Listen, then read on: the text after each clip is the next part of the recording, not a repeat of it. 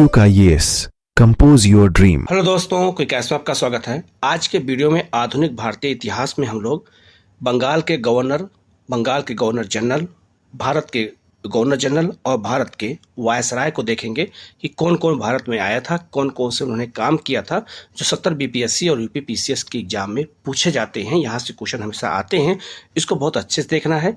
इसका जो है बिल्कुल मैंने अलग अलग सारे जो है गवर्नर जनरल वायसराय के बारे में मैंने अच्छे से बताया है। इसके बाद इसका MCQ अलग से क्वेश्चन में करा दूंगा, तो आपको ये बिल्कुल अच्छे से याद हो जाएगा। जो 70 BPSC और UPPCS एग्जाम अगर क्वेश्चन आए तो गलत ना होने पाए। आप लोग चैनल को सब्सक्राइब कर लीजिएगा, बेल आइकन को प्रेस कर लीजिएगा, जिससे इस तरह क्लास आपको लगातार मिलती रहे। हम लोग शुरू करते हैं सीधे लेसन की ओर। इस वीडियो में हम लोग आधुनिक भारत का इतिहास में आज हम लोग बंगाल के गवर्नर कौन कौन थे इनको देखेंगे। उन्होंने कौन कौन सा काम किया है, यहाँ से क्वेश्चन पूछे जाते हैं। फिर बंगाल के गवर्नर जनरल ये कौन होते हैं, इन्होंने कौन कौन सा काम किया है इनको देखना है। फिर भारत के गवर्नर जनरल कौन थे इनको देखना है, और भारत के वायसराय कौन थे उनको देखना है। इनके समय में कौन कौन से काम हुए हैं, इन्होंने कौन कौन सा काम किया है, यहाँ से क्वेश्चन एग्जाम में पूछा जाता है। तो मैंने इसको अलग अलग कर दिया है।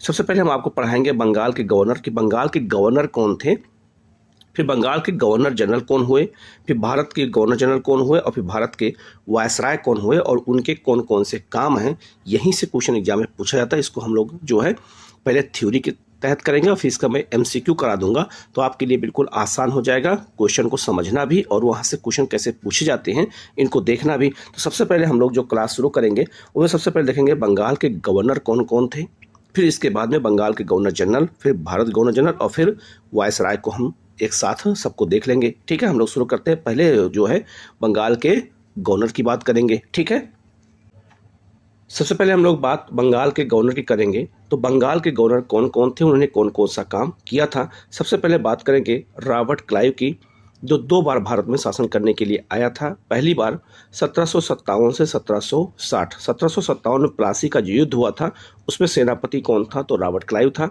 60 तक शासन किया। इसके बाद ये वापस इंग्लैंड लौट गया, और इंग्लैंड से वापस कब आता है 1765 में। तो 1765 से 1767 तक ये दोबारा जो है बंगाल का गवर्नर था। तो 2 अलग अलग समय में गवर्नर कौन था, तो याद रखना बंगाल का तो रॉबर्ट क्लाइव था। ठीक है, इसने कौन कौन सा काम किया है, तो लिखा है यह बंगाल का प्रथम गवर्नर था। याद रखना यहाँ गवर्नर जनरल शब्द नहीं लिखा हुआ है, गवर्नर। तो बंगाल का पहला गवर्नर कौन था, तो रॉबर्ट क्लाइव था।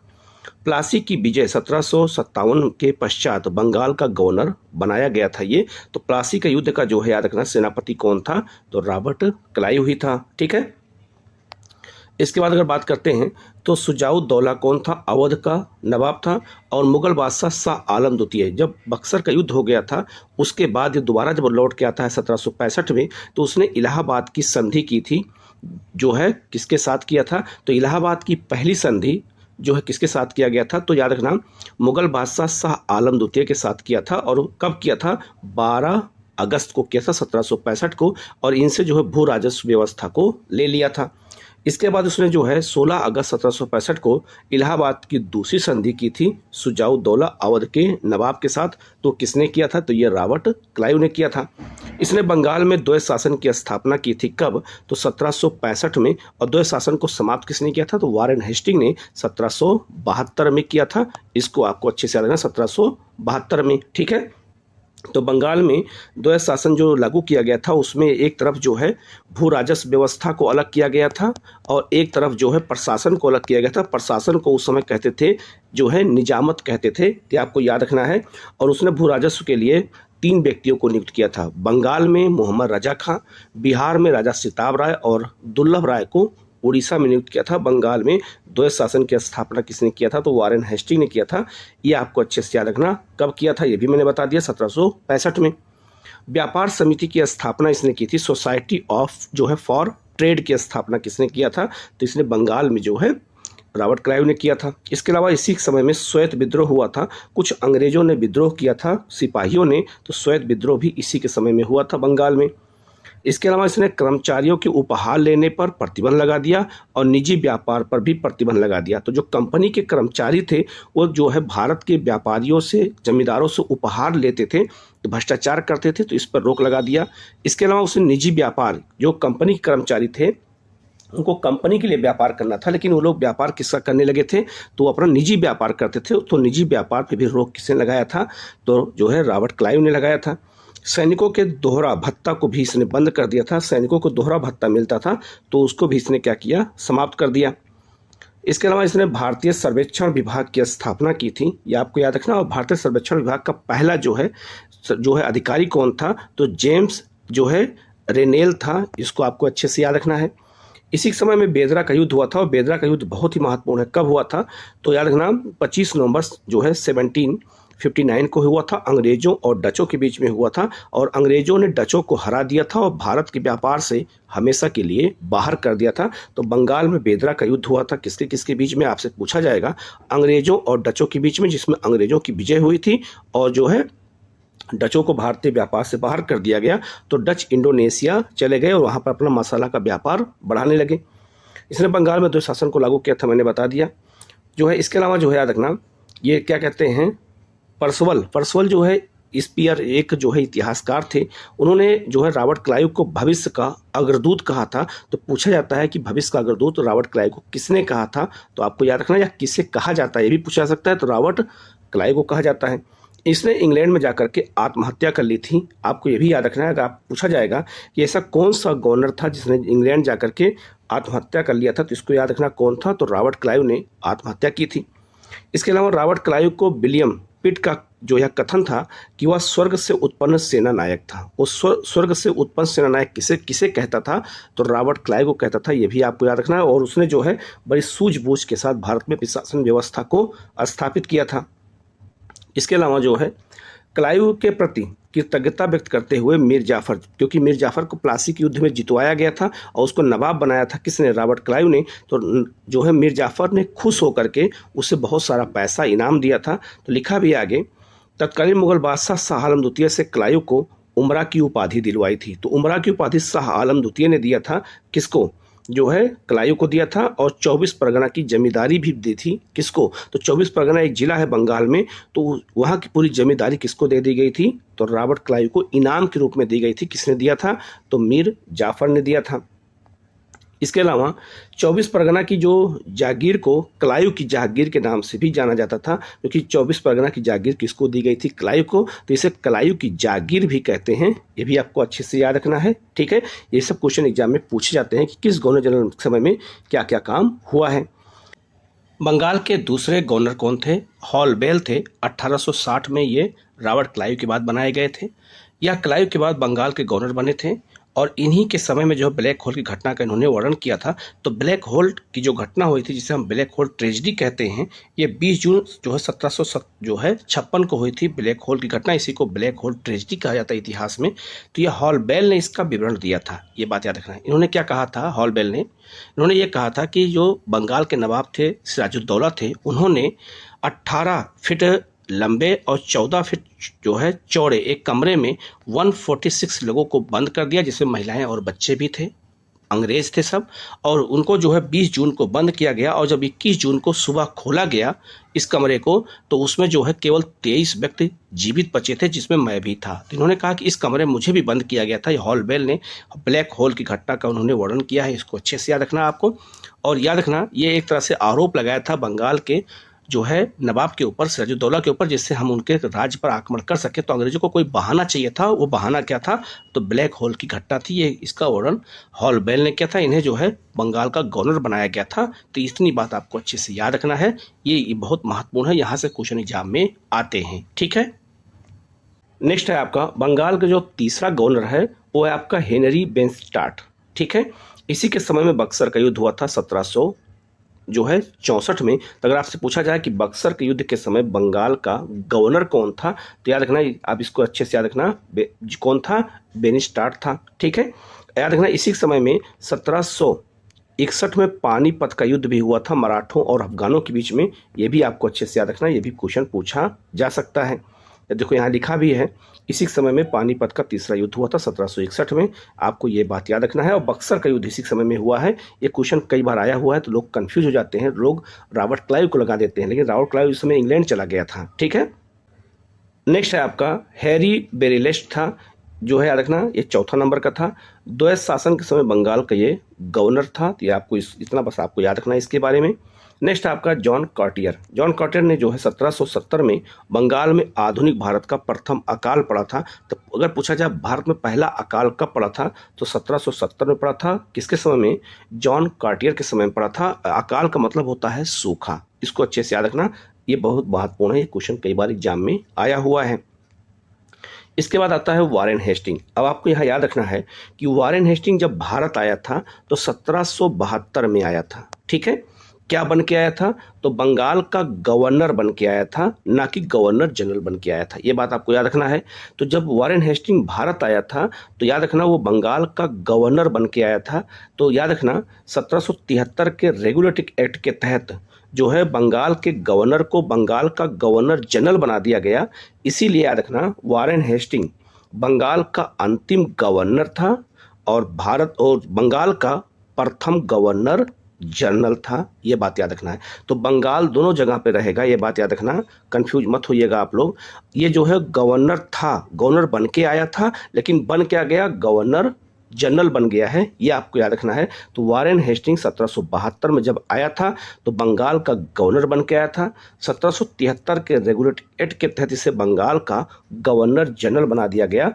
तो याद रखना वारेन हेस्टिंग बंगाल का अंतिम गवर्नर और बंगाल का प्रथम गवर्नर जनरल बन गया। कौन? तो याद रखना वारेन हेस्टिंग। ये बात अच्छे से आपको याद रखना है। जब ये गवर्नर बंगाल का गवर्नर था तो इसने एक काम किया था, द्वैत शासन व्यवस्था को समाप्त कर दिया था। कब? 1772 में। तो 1772 में ये द्वैत शासन को समाप्त किया था। और द्वैत शासन को बंगाल में लागू किसने किया था? तो रॉबर्ट क्लाइव ने लागू किया था। कब? 1765 में। तो याद रखना द्वैत शासन का जो शासन काल है कब से कब तक था? तो 1765 से 1772 के बीच में। इसमें दो गवर्नर जनरल जुड़े हुए हैं, दो गवर्नर जुड़े हुए हैं, एक आपका रॉबर्ट क्लाइव और एक आपका वारेन हेस्टिंग। इसको आपको अच्छे से याद रखना है, यहाँ से क्वेश्चन एग्जाम में आपसे पूछा जा सकता है। ठीक है, अब हम लोग आगे बढ़ते हैं और बंगाल के गवर्नर जनरल के बारे में देखेंगे। इससे पहले जो मैंने देखा था वो बंगाल के गवर्नर थे, अब क्या बन गए हैं? गवर्नर जनरल बन गए हैं। तो बंगाल का पहला गवर्नर जनरल कौन था? वारेन हेस्टिंग था। इसके बारे में देख लेते हैं। तो वारेन हेस्टिंग का शासनकाल कब से कब तक था? 1772 से लेकर के 1785 तक, काफ़ी लंबे समय तक शासन किसने किया था? तो वारेन हेस्टिंग ने किया था। इसने कौन कौन सा काम किया? तो बंगाल में द्वैत शासन प्रणाली को समाप्त किया 1772 में, मैंने अभी बताया। प्रथम आंग्ल मराठा युद्ध हुआ था इसी समय में 1775 से लेकर 1782 के बीच में। द्वितीय आंग्ल मैसूर युद्ध हुआ था, जो है किसके साथ में? तो याद रखना हैदर अली के साथ में। और द्वितीय आंग्ल मैसूर युद्ध में ही हैदर अली की मृत्यु हुई थी 1780 से 1784 के बीच में। रेगुलेटिंग एक्ट के तहत कलकत्ता में उच्चतम न्यायालय की स्थापना की गई थी 1774 में। किसके समय में? तो वारेन हेस्टिंग समय में। ये भी आपको याद रखना, ये क्वेश्चन कई बार एग्जाम में आया हुआ है। इसके अलावा नंद कुमार को गलत आरोप पे फंसा करके फांसी की सजा दिलवा दिया था 1775 में। तो नंद कुमार एक जो है जमींदार था, कहाँ का? बंगाल का। तो उसको गलत आरोप पे फंसाया था किसने? वारेन हेस्टिंग ने। और उसको गलत आरोप फंसा करके फांसी की सजा पे उसको लटका दिया था किसने? वारेन हेस्टिंग ने। पिट्स इंडिया एक्ट का भारतीय अधिनियम आया था कब? 1784 में। किसके समय में? वारेन हेस्टिंग समय में। ये भी याद रखना है। भारत में पंचवर्षीय योजना फिर एक वर्षीय बंदोबस्त योजना में किसने लागू कर दिया था? तो याद रखना ये लागू किया था वारेन हेस्टिंग ने। बंदोबस्त मतलब होता है जमींदारी व्यवस्था, जमींदारी व्यवस्था उसमें लागू नहीं थी। तो याद रखना भू राजस्व वसूलने के लिए ठेकेदारी व्यवस्था शुरू की गई थी। तो पहले वो 5 साल की होती थी, उसको 1 साल में कर दिया था किसने? वारेन हेस्टिंग ने। 1 साल का ठेका होता था, उससे भू राजस्व की वसूली की जाती थी। बाद में जमींदारी व्यवस्था लागू की गई थी, लेकिन उस समय याद रखना कि भू राजस्व की वसूली कैसे की जाती थी? 1 वर्ष में। ठीक है, इसी समय में बनारस की संधि हुई थी 1773 में। ये भी याद रखना बनारस संधि किसके साथ की गई थी? वारेन हेस्टिंग ने किया था। इसके अलावा इसने कलकत्ता में सरकारी टकसाल की स्थापना की। दस्तक के प्रयोग पर प्रतिबंध लगा दिया गया था। दस्तक मतलब होता है फ्री पास पर इसने प्रतिबंध लगा दिया था। सुरक्षा प्रकोष्ठ या घेरे की नीति से वारेन हेस्टिंग संबंधित है। तो इसने जो है शासन व्यवस्था को बढ़ाने के लिए घेरे की नीति अपनाई थी, जिसे हम सुरक्षा प्रकोष्ठ की नीति कहते थे। इसका मतलब ये होता है अगर कोई राज्य हमारा दुश्मन है तो उसके आसपास के जितने राज्य हैं सबको दोस्त बना लिया जाए, और दोस्त बना लेंगे तो उसको हम चारों तरफ से क्या करेंगे, घेर लेंगे। इसी को घेरे की नीति या सुरक्षा प्रकोष्ठ की नीति कहते हैं। इससे संबंधित कौन है, वारेन हेस्टिंग है। इसे हम जो है रिंग फेस की नीति भी कहते हैं, ये भी आपको याद रखना है। इसके अलावा वारेन हेस्टिंग के अन्यायपूर्ण तथा निरंकुश कार्यों के कारण उस पर महाभियोग का मुकदमा चलाया गया। तो जब ये इंग्लैंड वापस गया तो इसके ऊपर महाभियोग का मुकदमा चलाया गया, जो है 1788 से लेकर 1795 तक चला। ये मुकदमा इतने समय तक चला, ये भी याद रखना है। किंतु ब्रिटिश संसद ने उसकी सेवाओं को देखते हुए उसे सभी दोषों से मुक्त कर दिया। तो भारत में इतना इसने अन्याय किया था, इतने लोगों को परेशान किया था कि इंग्लैंड में इसके खिलाफ क्या चलाया गया, महाभियोग चलाया गया। लेकिन बाद में उसकी सेवाओं को देखते हुए उसे सभी दोषों से मुक्त कर दिया गया, वारेन हेस्टिंग। तो वारेन हेस्टिंग ने भारत में बहुत सारा काम किया है, इसको आपको अच्छे से याद रखना है। वारेन हेस्टिंग के बाद एक अस्थायी गवर्नर जनरल नियुक्त किया गया था। किसको, सर जॉन मैकफरसन को नियुक्त किया गया था 1 साल के लिए, क्योंकि पद खाली था उस समय। ठीक है, इसके बाद तुरंत लाया गया किसको, तो जो है लॉर्ड कॉर्नवालिस को। लॉर्ड कॉर्नवालिस ने बहुत सारा काम किया भारत में। ये 2 समय में शासन किया है इसने। एक 1786 में आया था, 1793 तक शासन किया।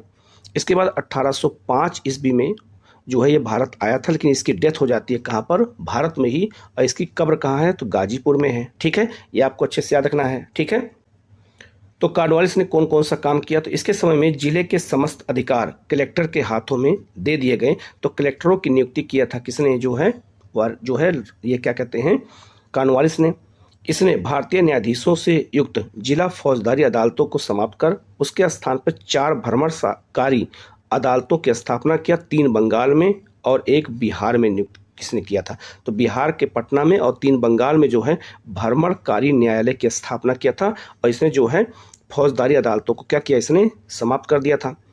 कोलकाता, मुर्शिदाबाद, ढाका और पटना 4 प्रांतीय न्यायालय की स्थापना की गई थी। किसने किया था, तो याद रखना ये कॉर्नवालिस ने किया था, ये बहुत इंपॉर्टेंट है। तो 4 कौन कौन से जो है भ्रमणकारी न्यायालय थे, एक आपका जो है कोलकाता में, एक मुर्शिदाबाद, एक ढाका, ये तीनों बंगाल में थे, एक बिहार के पटना में था। इसकी स्थापना की गई थी, ये आपको अच्छे से याद रखना है। कॉर्नवालिस ने 1793 में प्रसिद्ध कॉर्नवालिस कोड का निर्माण करवाया, जो शक्तियों के पृथक्करण सिद्धांत पर आधारित था। तो कॉर्नवालिस कोड की स्थापना करवाया इसने, किसने, तो कॉर्नवालिस ने। ठीक है, इसके अलावा इसने जो है पुलिस कर्मचारियों के वेतन में वृद्धि के साथ ही ग्रामीण क्षेत्रों में पुलिस अधिकार प्राप्त जो है जमींदारों को इस अधिकार से वंचित कर दिया। तो जो जमींदार थे वो पुलिस का काम करते थे, तो जमींदारों से पुलिस का काम इसने वापस ले लिया। और जो है इसने अलग अलग थानों में जो है अलग अलग थाना बनाया गया हर जिले में, और वहाँ दरोगा की नियुक्ति की गई थी। ये किसने काम किया था, तो ये जो है ये कॉर्नवालिस ने किया था। देखो इसके बारे में आगे लिखा भी है, लिखा है कंपनी के कर्मचारियों के व्यक्तिगत व्यापार पर प्रतिबंध लगाया और जिला में पुलिस थाना की स्थापना कर एक दरोगा को इसका इंचार्ज बनाया। तो दरोगा की नियुक्ति किसने किया था, हर जिले में हर थाने में किसने, तो कॉर्नवालिस ने किया था। इसने 1793 ईस्वी में अस्थाई बंदोबस्त पद्धति को लागू किया। अस्थाई बंदोबस्त को कहते हैं जमींदारी व्यवस्था, इसी को इस्तेमारी व्यवस्था कहते हैं, इसी को मालगुजारी व्यवस्था कहते हैं, इसी को जागीरदारी व्यवस्था कहते हैं, इसी को परमानेंट सेटलमेंट व्यवस्था कहते हैं। तो जमींदारी व्यवस्था या अस्थाई बंदोबस्त किसने लागू किया था, कॉर्नवालिस ने। कब, 1793 में। इसको आपको अच्छे से याद रखना है। जिसके तहत जमींदारों को भू राजस्व का लगभग 89% कंपनी को जमा करना पड़ता था और 11% अपने पास रखना पड़ता था वेतन के रूप में। ये आपको अच्छे से याद रखना, इसके बारे में आगे मैं और डिटेल में बताऊंगा। इसके अलावा अस्थाई बंदोबस्त योजना जॉन सोर ने बनाई थी। तो याद रखना जॉन सोर ने इसको बनाया था, लेकिन इसकी लागू किसके समय में किया गया था, कॉर्नवालिस समय में। इसे बंगाल, बिहार, उड़ीसा, बनारस और मद्रास के उत्तरी जिलों में लागू किया गया था। इसमें जमींदार भू राजस्व की दर तय करने के लिए स्वतंत्र होते थे। कॉर्नवालिस को भारत में नागरिक सेवा का जनक कहा जाता है। तो आईपीएस की शुरुआत किसने किया था भारत में, तो कॉर्नवालिस ने किया था। और आईएएस की भी शुरुआत किसने किया था, ये भी कॉर्नवालिस ने किया था। ये भी आपको अच्छे से याद रखना है। इसी के समय में जो है तृतीय आंग्ल मैसूर युद्ध हुआ था 1790 से 92 के बीच में, और टीपू सुल्तान जो है ये युद्ध लड़ा था। ये आपको अच्छे से याद रखना है। तो कॉर्नवालिस समय में ही तीसरा आंग्ल मैसूर युद्ध भी लड़ा गया था। इसके बाद नेक्स्ट बंगाल के गवर्नर जनरल कौन थे, सर जॉन सोर थे। 1793 से 1798 में इन्होंने देशी राज्यों की जो प्रति है तटस्थता की नीति अपनाई। उसे हम क्या कहते हैं, हस्तक्षेप की नीति कहते हैं। तो इन्होंने हस्तक्षेप नहीं किया, खास करके भारत के देशी रियासतों के प्रति। तो आपको इसको याद रखना, ये क्वेश्चन कई बार आया हुआ है। इसके बाद है लॉर्ड वेलेस्ली। लॉर्ड वेलेस्ली ने जो है 1798 से लेकर के और जो है 1805 तक शासन किया। किसने? लॉर्ड वेलेस्ली ने। इन्होंने क्या किया था? इनके समय में सहायक संधि पद्धति की शुरुआत की गई थी। तो सहायक संधि व्यवस्था को किस अंग्रेज, अगर पूछा जाए किस अंग्रेज गवर्नर जनरल ने अपनाया था, तो लॉर्ड वेलेस्ली ने अपनाया था। भारत में सहायक संधि का प्रयोग वेलेस्ली से पूर्व फ्रांसीसी गवर्नर डुप्ले ने भी किया था, ये भी याद रखना। तो सबसे पहले डुप्ले ने अपनाया था, लेकिन अंग्रेज कौन था? तो आपका ये लॉर्ड वेलेस्ली था, क्योंकि जो है डुप्ले कौन था? तो डुप्ले जो है एक फ्रांसीसी था। सहायक संधि, ये क्वेश्चन बहुत बार पूछा जाता है। सहायक संधि अपनाने वाले प्रमुख राज्य कौन कौन थे? सबसे पहले हैदराबाद ने अपनाया था सहायक संधि व्यवस्था को। कब? 1798 में। फिर मैसूर 1799 में, तो एक क्रम से भी आपसे पूछा जाएगा। फिर तंजौर, ये आपका तमिलनाडु में है, 1799 में।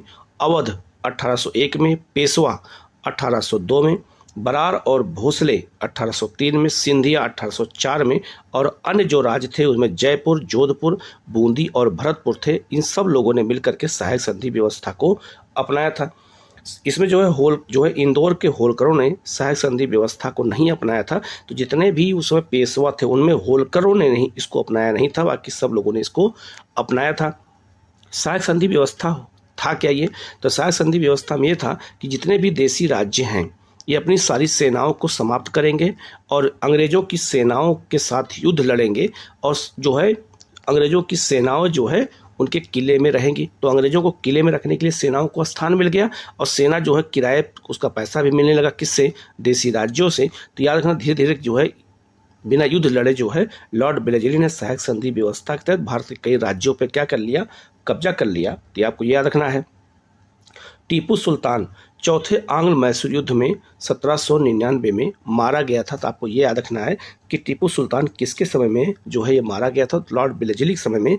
ये आपको अच्छे से याद रखना है, ठीक है। इसके अलावा इसी ने जो है 1800 ईस्वी में कलकत्ता में नागरिक सेवा में भर्ती किए युवकों को प्रशिक्षित करने के लिए फोर्ट विलियम कॉलेज की स्थापना की। तो फोर्ट विलियम कॉलेज की स्थापना की गई थी। जो सिविल सेवा के अधिकारी थे उनको ट्रेनिंग करने के लिए 1800 ईस्वी में कलकत्ता में की गई थी। ये क्वेश्चन कई बार आया हुआ है। और 1854 तक अंग्रेजों को भारतीय भाषाओं की शिक्षा देने के लिए ये चलता रहा। कौन? Fort William college. तो 1800 से लेकर 1854 तक ये जो है ट्रेनिंग के लिए काम करता रहा फोर्ट विलियम कॉलेज। इसके अलावा यह स्वयं को बंगाल का शेर कहा करता था, ठीक है, अपने आप को जो है बंगाल का शेर कहता था। कॉर्नवालिस का जो है 1805 में दूसरा कार्यकाल शुरू हुआ था, लेकिन शीघ्र ही उसकी मृत्यु हो गई थी कॉर्नवालिस की। और कॉर्नवालिस की कब्र कहाँ है? तो उत्तर प्रदेश के गाजीपुर में है। आप ये देख सकते हैं कब्र ये है, उत्तर प्रदेश के गाजीपुर में कॉर्नवालिस की कब्र बनाई गई है। तो आप इसको अच्छे से याद रखना, ये भी क्वेश्चन एग्जाम में आया हुआ है, ठीक है। नेक्स्ट है आपका सर जॉर्ज बार्लो। ये 1805 से 1807 तक ये बंगाल का गवर्नर जनरल बन के आया।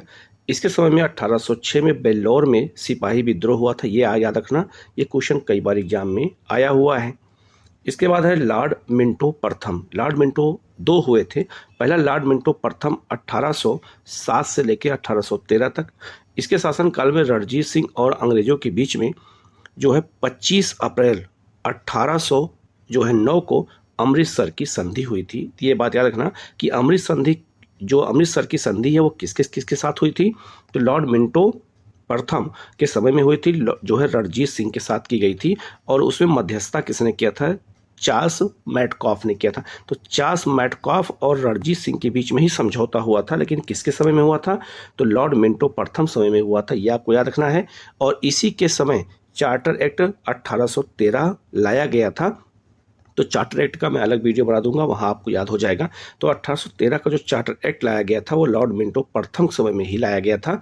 ये आपको याद रखना है। और अमृतसर की संधि कब हुई थी? तो 1809 में हुई थी, आपको ये याद रखना है। और अमृतसर की संधि के तहत ही जो है सतलज नदी अंग्रेजों और रणजीत सिंह के बीच में सीमा मान ली गई थी। आप इसको अच्छे से याद रखिएगा। इसके बाद है लॉर्ड हेस्टिंग। वॉरेन हेस्टिंग की तरह ही जो है लॉर्ड हेस्टिंग अलग है। तो आप कभी ये मिक्स मत करिएगा, कई बच्चे मिक्स कर देते हैं, लॉर्ड हेस्टिंग और वॉरेन हेस्टिंग में कंफ्यूज होते हैं। तो याद रखना, जो लॉर्ड हेस्टिंग है वो 1813 से लेकर के 1823 तक 10 वर्षों तक इसने काम किया था भारत में। इसके समय बहुत सारे काम हुए थे, जैसे इसी समय में आंग्ल नेपाल युद्ध हुआ था। कब? 1814 से लेकर 16 के बीच में हुआ था। तो आंग्ल नेपाल युद्ध हुआ था कब? 1814 से 16 के बीच में हुआ था। और इसने जो है नेपाल के अमर सिंह थापा को आत्मसमर्पण करना पड़ गया था। तो उस समय राजा नेपाल के कौन थे? तो याद रखना, अमर सिंह थापा थे। 1816 में अंग्रेजों और गोरखों के बीच में सगौली की संधि हुई थी। ये क्वेश्चन कई बार आ चुका है कि सगौली की संधि कब हुई थी? तो 1816 में हुई थी और आंग्ल नेपाल युद्ध का अंत हो गया था। तो आंग्ल नेपाल युद्ध जो समाप्त हुआ था वो सगौली की संधि के तहत हुआ था। कब हुआ था? 1816 में हुआ था। ये आपको याद रखना है। और किसके समय में हुआ था? तो लॉर्ड हेस्टिंग के समय में हुआ था। इसके अलावा जो आपका पश्चिमी घाट का क्षेत्र है, पश्चिमी घाट के क्षेत्र में बहुत सारे पिंडारी लोग रहते थे, जनजातियां थी। ये लोग जो है लूटपाट करते थे। तो पिंडारियों का दमन किसने किया था? तो लॉर्ड हेस्टिंग ने किया था। तो इसी समय में पिंडारियों का दमन किया गया था। और पिंडारियों के प्रमुख नेताओं में जो है वासिल मोहम्मद चीतू और करीम खां थे। इन सबको जो है जेल में डाल दिया गया था। तो किसके समय में? तो याद रखना, लॉर्ड हेस्टिंग समय में यह क्वेश्चन 3-4 बार आया हुआ है। इसके अलावा इसने मराठों की शक्ति को अंतिम रूप से नष्ट कर दिया था। तो मराठा जो साम्राज्य है वो इसी के समय में अंतिम रूप से नष्ट हुआ था। और 1818 में जो है सारे पेशवाओं को जो है समर्पण करने पर मजबूर कर दिया और मेरा मराठा राज्य इसी के समय में ब्रिटिश साम्राज्य का हिस्सा बन गया। इसने प्रेस पर लगे प्रतिबंध को समाप्त कर प्रेस के मार्गदर्शन के लिए काम किया था। तो समाचार पत्रों पर इसने प्रतिबंध को हटा लिया था। और इसी के समय में 1822 में जो है टेनेसी एक्ट या काश्तकारी अधिनियम लागू किया गया था। यह क्वेश्चन कम से कम 4 से 5 बार आ चुका है कि जो है काश्तकारी अधिनियम किसके समय में लागू किया गया था? तो लॉर्ड हेस्टिंग समय में 1822 में। आपको ये भी याद रखना है, ठीक है। अब बात करते हैं लॉर्ड एमहर्स्ट की। 1823 से 1828 के बीच में इसके समय में प्रथम आंग्ल बर्मा युद्ध हुआ था। यह क्वेश्चन कई बार आ चुका है कि प्रथम आंग्ल बर्मा युद्ध किसके समय में हुआ था? तो याद रखना, लॉर्ड एमहर्स्ट के समय में हुआ था। 1800 कब हुआ था? तो 1824 से 1826 के बीच हुआ था। और बर्मा मतलब आज जिसे हम म्यांमार कहते हैं, ठीक है। 1826 में बर्मा और अंग्रेजों के बीच में कौन सी संधि हुई थी? ये संधि याद रखना, यारडूब की संधि हुई थी। ये क्वेश्चन भी पूछा गया है कि यारडूब की संधि किसके किसके बीच में हुई थी? तो अंग्रेजों और बर्मा के बीच में हुई थी। और कब हुई थी? 1826 में हुई थी। और इसी के तहत ये युद्ध समाप्त हो गया था। और 1824 में बैरकपुर का सैन्य विद्रोह भी इसी समय में हुआ था। तो बैरकपुर छावनी में विद्रोह हुआ था 1824 में। ये भी जो है किसके समय में हुआ था? तो लॉर्ड एमहर्स्ट के समय में हुआ था। ये भी आपको अच्छे से याद रखना है। आगे बढ़ते हैं। लॉर्ड विलियम बेंटिक, याद रखना, लॉर्ड विलियम बेंटिक जब भारत आया था तो 1828 में भारत आया था। तो क्या बन के आया था? ये बंगाल का गवर्नर जनरल बन के आया था। ये आप इसको अच्छे से याद रखना, ये क्या बन के आया था? ये बंगाल का गवर्नर जनरल बन के आया था, ठीक है। लेकिन 1833 के अधिनियम के द्वारा इसको बना दिया गया भारत का गवर्नर जनरल। तो याद रखना, जो लॉर्ड विलियम बेंटिक है ये बंगाल का अंतिम गवर्नर जनरल और भारत का पहला गवर्नर जनरल है। आप इसके बारे में अच्छे से याद रखना। देखो यहाँ लिखा भी है कि 1833 के चार्टर एक्ट द्वारा बंगाल के गवर्नर जनरल को भारत का गवर्नर जनरल बना दिया गया। इस प्रकार भारत का पहला governor general Lord William Bentinck बना। तो लॉर्ड विलियम बेंटिक भारत का पहला गवर्नर जनरल और बंगाल का अंतिम गवर्नर जनरल बना। कब? 1833 के अधिनियम के द्वारा। इसको आपको अच्छे से याद रखना है। तो प्रथम और अंतिम में लोग कंफ्यूज हो जाते हैं, तो आप कंफ्यूज मत होइएगा यहाँ पे, ठीक है। अब यहाँ लिखा है नोट करके कि बंगाल का प्रथम गवर्नर जनरल कौन था? वारेन हेस्टिंग था। तो बंगाल का प्रथम गवर्नर जनरल वारेन हेस्टिंग था। और जो है बंगाल का अंतिम गवर्नर जनरल कौन था? Lord William Bentinck. और भारत का पहला गवर्नर जनरल कौन बन गया? Lord William Bentinck. किस अधिनियम द्वारा? 1833 के एक्ट के द्वारा। राजा राम मोहन राय के सहयोग से बेंटिक ने 1829 में जो है सती प्रथा को क्या किया था? समाप्त कर दिया था। तो सती प्रथा को 1829 में समाप्त किया गया था। और ब्रह्म समाज की स्थापना राजा राम मोहन राय ने कब किया था? तो 1828 में किया था। ये याद रखना है। बेंटिक ने इस प्रथा के खिलाफ कानून बनाकर 1829 में धारा 17 के तहत विधवाओं के सती होने को अवैध घोषित कर दिया। तो अगर आपसे पूछा जाए कि सती प्रथा को समाप्त किसने किया था? तो लॉर्ड विलियम बेंटिक ने। किसके प्रयास से ये हुआ था? तो राजा राम मोहन राय के। कब समाप्त किया गया? 1829 में। किस धारा के तहत? तो धारा या नियम 17 के तहत इसको समाप्त कर दिया गया। और इसको जो है मानव हत्या मान लिया गया। किसके समय में? तो याद रखना, लॉर्ड विलियम बेंटिक के समय में। इसके अलावा अकबर और मराठा पेशवाओं ने भी सती प्रथा पर रोक लगाने का काम यह प्रयास किया था, काम किया था, तो मराठों ने भी किया था और अकबर ने भी सती प्रथा पर रोक लगाने का काम किया था। और सती प्रथा का पहला उल्लेख कहाँ मिलता है? तो एरण अभिलेख में मिलता है। ये भानुगुप्त का अभिलेख है, गुप्त काल के राजा थे। सबसे पहले उसी में पता चलता है कि सती प्रथा जो है उस समय गुप्त काल में व्याप्त थी। तो इसके बारे में अच्छे से याद रखना, यहाँ से क्वेश्चन कई बार आया हुआ है। इसके अलावा बेंटिक ने लॉर्ड सिलीमैन की सहायता से 1830 में ठगी प्रथा को भी समाप्त कर दिया था। तो भारत में ठगी प्रथा बहुत ज़्यादा थी, तो उसको समाप्त करने का काम किसने किया था? तो सिलीमैन ने किया था, लेकिन किसके सहयोग से? बेंटिक ने उसमें सहयोग किया था, उसी के शासनकाल में हुआ था। 1835 में बेंटिक ने कलकत्ता मेडिकल कॉलेज की स्थापना की थी। ये क्वेश्चन कम से कम 20 बार आया हुआ है अलग अलग एग्जामों में कि कलकत्ता मेडिकल कॉलेज की स्थापना कब की गई थी? 1835 में। किसके समय में की गई थी? लॉर्ड विलियम बेंटिक समय में। और कहाँ की गई थी? तो कलकत्ता में थी। इसको आप अच्छे से याद रखना, ये क्वेश्चन कई बार आया है तो गलत नहीं होना चाहिए। इसी के समय में मैकाले की अनुशंसा पर अंग्रेजी को शिक्षा का माध्यम बनाया गया। तो मैकाले द्वारा कानून का वर्गीकरण भी किया गया था। तो याद रखना, मैकाले को ही भारत में अंग्रेजी शिक्षा का जनक कहते हैं, ये बात याद रखना। इसी ने फिल्ट्रेशन थ्योरी दी थी और कहा था कि उच्च वर्ग को शिक्षित करो, निम्न वर्ग अपने आप शिक्षित हो जाएगा अंग्रेजी से। बेंटिक ने 1831 में मैसूर और 1834 में कुर्ग को हड़प लिया था। कुर्ग मतलब होता है कर्नाटक, और कर्नाटक में ही मैसूर था। तो दोनों पर कब्जा किसने किया था? तो याद रखना, बेंटिक ने किया था 1831 में और 1834 में, ये आपको याद रखना है। इसके अलावा जो है इसने भारतीयों को उत्तरदायी पदों पर नियुक्त किया। इसके समय में भारतीयों को प्रदान किया गया उच्चतम पद सदर अमीन का या उससे जो है ऊपर था, और इसे 700 रुपये जो है प्रतिमाह वेतन भी मिलता था। इसके समय में कंपनी ने 1833 के चार्टर एक्ट द्वारा निश्चित किया गया कि धर्म, जाति, रंग और जन्म के आधार पर किसी व्यक्ति को कंपनी में सेवा करने जो है प्रवेश से नहीं रोका जाएगा। तो याद रखना, लॉर्ड विलियम बेंटिक के समय में सबसे पहली बार यही हुआ था कि जो है धर्म, जाति, रंग या जन्म के आधार पर भेदभाव नहीं किया जाएगा और कंपनी की सेवा में सबको जो है बराबर का मौका मिलेगा। ये याद रखना, ये बहुत महत्वपूर्ण है। ये क्वेश्चन पूछा जाता है कि रंग भेद या भेदभाव की नीति किसने समाप्त किया था भारतीयों के साथ? तो बेंटिक ने किया था। इसने शिशु बालिका की हत्या पर भी प्रतिबंध लगा दिया था, ठीक है, ये भी याद रखना। और नर बलि की प्रथा पर 1833 में प्रतिबंध लगाया गया था। नर बलि मतलब मानव की बलि दी जाती थी। तो उड़ीसा की एक जनजाति थी खोड़ जनजाति में ही जो है नर बलि की प्रथा थी, उसको समाप्त किया था किसने? लॉर्ड विलियम बेंटिक ने। इसके अलावा इसने जो है आगरा नई प्रेसिडेंसी बनाई थी।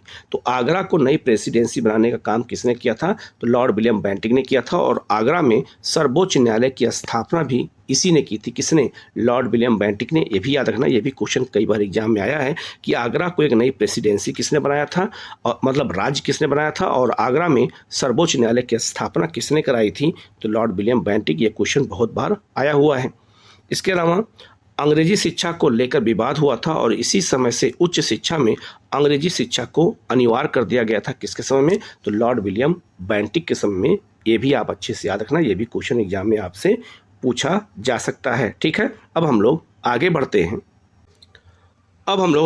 हैं और भारत के गवर्नर जनरल को देखेंगे। अभी तक हमने जो है बंगाल के गवर्नर और बंगाल के गवर्नर जनरल को देखा था। अब हम लोग भारत के गवर्नर जनरल देखेंगे, कौन कौन इसमें भारत के गवर्नर जनरल थे, उन्होंने कौन कौन सा काम किया। सबसे पहले है लॉर्ड विलियम बेंटिक। मैंने आपको अभी बताया था कि लॉर्ड विलियम बेंटिक जब भारत आया था तो 1828 में आया था। तो ये बंगाल का गवर्नर जनरल बन के आया था, लेकिन 1833 के अधिनियम के तहत इसे भारत का पहला गवर्नर जनरल बना दिया गया। तो लॉर्ड विलियम बेंटिक बंगाल का अंतिम गवर्नर जनरल और भारत का पहला गवर्नर जनरल बन गया। तो आपको अच्छे से इस बात को याद रखना, किस अधिनियम के द्वारा? तो याद रखना 1833 के अधिनियम के द्वारा। तो लिखा है कि लॉर्ड विलियम बेंटिक बंगाल के गवर्नर जनरल बनकर आए थे, उन्हें 1833 के अधिनियम के द्वारा भारत का गवर्नर जनरल बना दिया गया। इस तरह लॉर्ड विलियम बेंटिक बंगाल के अंतिम गवर्नर जनरल और भारत के पहले गवर्नर जनरल बन गए। अब यही क्वेश्चन कंफ्यूज लोगों को हो जाता है कि कैसे अंतिम, कैसे पहले। तो इसीलिए इसको बहुत अच्छे से बताने का मैंने प्रयास किया है। इसको बहुत अच्छे से देख करके और इसको समझने की कोशिश कीजिएगा आप लोग। इसके बाद आते हैं चार्ल्स मैटकॉफ। चार्ल्स मैटकॉफ जो है 1835 से 1836 में थे, 1 साल के लिए थे। इसने जो है अपने 1 वर्ष के कार्यकाल में प्रेस पर नियंत्रण हटा लिया था, इसीलिए इन्हें जो है भारतीय प्रेस का मुक्तिदाता कहते हैं। ये क्वेश्चन कई बार आ चुका है कि भारतीय प्रेस का मुक्तिदाता किसे कहते हैं? जिसने प्रेस पर सारे नियंत्रण को हटा लिया था न्यूज़पेपर पे, तो है चार्ल्स मैटकॉफ। इसको अच्छे से याद रखना। तो इसका जो है जो है शासनकाल 100 वर्ष का था, लेकिन इन्होंने केवल अपने समय में केवल इनका एक ही काम है जो याद रखना है, इन्हें प्रेस का मुक्तिदाता कहा जाता है, भारतीय प्रेस का। ठीक है, इसके बाद आते हैं लॉर्ड ऑकलैंड 1836 से लेकर के 1842 तक, और जो है इनके समय की सबसे महत्वपूर्ण घटना है प्रथम आंग्ल अफगान युद्ध। ये पूछा जाता है कि प्रथम आंग्ल अफगान युद्ध किसके समय में हुआ था, तो लॉर्ड ऑकलैंड के समय में हुआ था। 1839 से 42 के बीच में ये युद्ध चला था।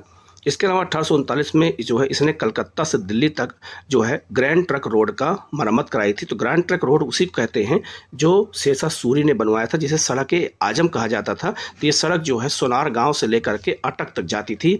आज इसी को जो है नेशनल हाईवे नंबर 2 कहते हैं, जो कलकत्ता से दिल्ली को आती है, दिल्ली से फिर अमृतसर तक जाती है। ठीक है, तो याद रखना ग्रैंड ट्रक रोड का निर्माण किसने कराया था, तो लॉर्ड ऑकलैंड ने कराया था। इसी के समय में भारतीय विद्यार्थियों को डॉक्टरी की शिक्षा हेतु विदेश जाने की अनुमति जो है ब्रिटिश संसद ने दे दिया था, कि भारतीय विद्यार्थी वो डॉक्टरी की शिक्षा के लिए विदेश जा सकते हैं। ये अनुमति जो है ब्रिटिश संसद ने दिया था, किसके समय में, तो लॉर्ड ऑकलैंड के समय में। ठीक है, इसके बाद में है आपका लॉर्ड एलिनबरो जो है 1842 से जो है 1844 तक इन्होंने शासन किया। इन्होंने भारत में प्रथम आंग्ल अफगान युद्ध समाप्त हुआ था, तो शुरू हुआ था ऑकलैंड के समय में, एलिनबरो के समय में यह समाप्त हो गया। सिंध को अगस्त जो है 1843 में पूर्ण रूप से ब्रिटिश साम्राज्य में मिला लिया गया। तो सिंध जो आज वर्तमान में पाकिस्तान का एक प्रांत है, उसे जो है ब्रिटिश साम्राज्य में कब मिलाया गया, तो लॉर्ड एलिनबरो के समय मिलाया गया 1843 में। इसके अलावा जो सबसे महत्वपूर्ण काम हुआ है एलिनबरो के समय में, दास प्रथा का उन्मूलन कर दिया गया। कब, तो 1843 में नियम 5 के तहत, एक्ट 5 के तहत दास प्रथा को भारत में समाप्त किया गया था पूर्ण रूप से। कब, जो है तो लॉर्ड एलिनबरो के समय में। ये आपको अच्छे से याद रखना, ये क्वेश्चन कई बार एग्जाम में आया हुआ है। इसके अलावा इन्हीं समय में रविवार की छुट्टी की शुरुआत हुई है। तो 1843 में ही रविवार की छुट्टी शुरू हुई है, जो आज भी होती है रविवार को छुट्टी। तो ये जो है लॉर्ड एलिनबरो के समय में ही शुरू हुई थी। ठीक है, इसके बाद आते हैं लॉर्ड हॉर्डिंग प्रथम है। ये लॉर्ड हॉर्डिंग प्रथम 1844 से 1848 तक है। इनके शासनकाल की सबसे महत्वपूर्ण घटना थी प्रथम आंग्ल सिख युद्ध। प्रथम आंग्ल सिख युद्ध हुआ था कब, 45 से 46 में, और अंग्रेजों की इसमें विजय हुई थी। और इसी ने जो है लॉर्ड हार्डिंग प्रथम ने नरबली प्रथा को समाप्त किया था। ये भी आपको याद रखना है। तो नरबली प्रथा की समाप्ति जो है किसने किया था, लॉर्ड हार्डिंग ने। और नरबली की प्रथा किस जनजाति में थी, तो उड़ीसा की एक जनजाति थी, खोड़ जनजाति, उसी में ये व्यवस्था थी। तो इसको अच्छे से याद रखना, नरबली की प्रथा को समाप्त किसने किया है, तो लॉर्ड हार्डिंग ने किया है। अब आते हैं लॉर्ड डलहौजी को आधुनिक भारत का जो है जनक भी कहा जाता है। इनको 1848 से लेकर 1856 तक लॉर्ड डलहौजी ने शासन किया था। द्वितीय आंग्ल सिख युद्ध इन्हीं के समय में हुआ था 48-49 में, और पंजाब का ब्रिटिश साम्राज्य में विलय हो गया। तो पंजाब को जो है ब्रिटिश साम्राज्य मिलाया किसके समय में, डलहौजी के समय में। और जो है याद रखना, जो कोहिनूर हीरा था, ये इसी ने, डलहौजी ने ही कोहिनूर हीरा जो है किससे प्राप्त किया था, तो रणजीत सिंह के जो पुत्र थे दलीप सिंह, उनसे प्राप्त किया, और महारानी विक्टोरिया को इसीलिए भेजा था। तो कोहिनूर हीरा ये इसी के समय में कहाँ पहुँच गया, इंग्लैंड पहुँच गया, जो आज भी वहाँ पर महारानी के मुकुट में लगा हुआ है। ठीक है, इसके अलावा द्वितीय आंग्ल सिख युद्ध के दौरान 3 युद्ध हुए, लड़े गए थे। प्रथम एक रामनगर का युद्ध था, ये क्वेश्चन कई बार आया हुआ है। दूसरा जो है चिलियावाला का युद्ध था, और तीसरा गुजरात का युद्ध था। इन तीनों युद्धों में सिखों को पराजित कर दिया गया, और पूरे सिख जो है खास करके पूरे पंजाब पर अधिकार किसका हो गया, ब्रिटिश शासन का। तो अगर आपसे कभी पूछा जाए कि पंजाब का ब्रिटिश शासन विलय किसके समय में हुआ था, तो लॉर्ड डलहौजी के समय में हुआ है। इसको अच्छे से आपको याद रखना है। इसके अलावा द्वितीय आंग्ल बर्मा युद्ध हुआ था 1852 में। इसे हम लोअर बर्मा या पीगू को अंग्रेजी राज्य में मिला लिया गया। तो बर्मा को जो है द्वितीय जो है युद्ध में शामिल जो है जीत लिया गया था, और उसे जो है ब्रिटिश साम्राज्य का हिस्सा बना लिया गया था। कब, तो याद रखना 1852 में। और इस बर्मा को 1935 के अधिनियम के द्वारा फिर जो है भारत से अलग कर दिया गया था बर्मा को। तो याद रखना शामिल कब हुआ, 1852 में, और 1935 के अधिनियम द्वारा बर्मा भारत से अलग हो गया। इसके अलावा डलहौजी ने जो है सिक्किम पर 2 अंग्रेज डॉक्टरों के साथ दुर्व्यवहार का आरोप लगाकर 1850 में उस पर अधिकार कर लिया। तो 2 डॉक्टरों पर आरोप लगाया दुर्व्यवहार का सिक्किम पर, और सिक्किम को भी जो है 1850 में किसमें शामिल कर लिया गया, तो ब्रिटिश साम्राज्य में शामिल कर लिया गया। तो याद रखना, पंजाब के साथ साथ सिक्किम भी है, उसको भी जो है किसने, डलहौजी ने ब्रिटिश साम्राज्य में मिला लिया था। इसके अलावा जो है 1852 में एक इनाम कमीशन की स्थापना की गई थी। इसका उद्देश्य था भूमिकर रहित जो है जागीरों का पता करके उसे छीन लेना। ये पता करना था कि जो है भूमिकर जो जागीर कितनी है भारत में। इनाम कमीशन बनाया है डलहौजी ने और कहा कि उनका पता लगाओ और उनकी सारी जमीनों को छीन लिया जाएगा। ये डलहौजी का सबसे महत्वपूर्ण काम था। ठीक है, इसके अलावा डलहौजी का एक शासनकाल में एक व्यक्तिगत का सिद्धांत लाया गया था, डॉक्ट्रिन ऑफ लेप्स। इसी को हम गोद लेने की प्रथा कहते हैं। इसी के द्वारा उसने क्या किया, गोद लेने की प्रथा को समाप्त कर दिया और जिन राज्यों ने जो है दत्तक पुत्र थे उनको ब्रिटिश साम्राज्य में मिलाने के लिए काम शुरू किया। तो व्यक्तिगत के सिद्धांत के तहत, डॉक्ट्रिन ऑफ लेप्स के तहत सबसे पहले किस राज्य को कब्जा किया गया? सतारा पे किया गया। 1848 में सतारा पे सबसे पहले कब्जा किया गया। ये क्वेश्चन आया हुआ है। इसके अलावा जैतपुर बुलंदशहर में, ये बुंदेलखंड में, संभलपुर उड़ीसा में 1849 में, बघाट हिमाचल प्रदेश में 1850 में, उदयपुर मध्य प्रदेश में 1852 में, झांसी 1853 में और नागपुर 1854 में, इन सब राज्यों पर जो है डॉक्ट्रिन ऑफ लेप्स के तहत कब्जा किसने किया? डलहौजी ने किया। तो झांसी जो है 1853 में कब्जा किया गया था। ये भी आपको अच्छे से याद रखना है। इसके अलावा 1856 ईस्वी में अवध को कुशासन का आरोप लगाकर, तो अवध का जो क्षेत्र है लखनऊ के आसपास का क्षेत्र है, अयोध्या के आसपास का क्षेत्र है, तो अवध पे कोई कारण नहीं मिल रहा था डलहौजी को, तो उसने कुशासन का आरोप लगा करके जो है अंग्रेजी राज्य में मिला लिया था। किसने? अवध को। किसने? तो डलहौजी ने। तो अवध को भी इसने जीत करके किस में मिला लिया था? याद रखना, जो है ब्रिटिश साम्राज्य में। और अवध के अंतिम नवाब उस समय कौन थे? वाजिद अली शाह थे। इन्हीं पर जो है कब्जा किया गया, इनको हटा दिया गया। और इन्हीं की जो पत्नी थी बेगम हजरत महल, उन्होंने 1857 विद्रोह में लखनऊ की तरफ से उन्होंने युद्ध लड़ा था। 18वीं शताब्दी में अवध राज्य का संस्थापक कौन था? तो शहादत खां था। तो अंतिम नवाब कौन था? वाजिद अली शाह था। ठीक है, इसके अलावा 1856 में इसने तोपखाने के मुख्यालय को कलकत्ता से मेरठ हस्तांतरित किया था। तो जो अंग्रेजों के समय में तोपखाने का मुख्यालय था वो पहले कलकत्ता में था। 1856 में इसने उसको मेरठ में स्थापित किया था। किसने? डलहौजी ने। और सेना का मुख्यालय शिमला में बना दिया। तो शिमला का मुख्यालय भी कलकत्ता में था, उसको उठा के कहाँ बना दिया गया? शिमला में। तो अंग्रेजों के समय में ही शिमला जो है, खास करके डलहौजी के समय में ही शिमला जो है राजधानी बनाई गई थी। तो शिमला ग्रीष्मकालीन राजधानी थी और दिल्ली शीतकालीन राजधानी बनाई गई थी। बाद में तो याद रखना, पहले कलकत्ता फिर बाद में दिल्ली हो गई थी। आगे बढ़ते हैं। लिखा है डलहौजी के समय में ही शिक्षा संबंधी सुधारों में डलहौजी ने 1854 में वुड डिस्पैच को जो है लागू किया था। तो 50 वुड डिस्पैच बनाया गया था 1854 में, जो है किसके लिए? तो बनाया गया था जो है शिक्षा में सुधार करने के लिए। इसी के सिफारिश पर जो है जिलों में एंग्लो वर्नाक्यूलर स्कूल, प्रमुख नगरों में सरकारी कॉलेज, लॉर्ड कैनिंग के समय 1857 में 3 जो है प्रेसिडेंसियों, कलकत्ता, मद्रास और बम्बई में एक एक विश्वविद्यालय स्थापित किया गया था। तो 3 जो विश्वविद्यालय स्थापित किए गए थे वो कैनिंग समय में स्थापित हुए थे। लेकिन किसके कहने पर? तो 1854 में जो है डिस्पैच के कहने पर। इसके अलावा जो है प्रत्येक प्रदेश में एक शिक्षा निर्देशक की नियुक्ति भी किसने किया था? किसने? तो डलहौजी ने किया था। ठीक है, तो याद रखना, शिक्षा का जो 50 वुड डिस्पैच है वो किसके समय में आया था? तो डलहौजी के समय में आया था। ये बात को याद रखना। इसके अलावा डलहौजी को भारत में रेलवे का जनक माना जाता है। तो रेलवे इसी समय में शुरू हुई थी। इसी के समय भारत में पहली बार 16 अप्रैल 1853 को बम्बई से थाड़े के बीच में 34 किलोमीटर की पहली रेल चलाई गई थी। तो याद रखना, डलहौजी के समय में ही जो है रेल की शुरुआत हुई थी भारत में। तो रेलवे का जनक किसे कहते हैं? डलहौजी कहते हैं।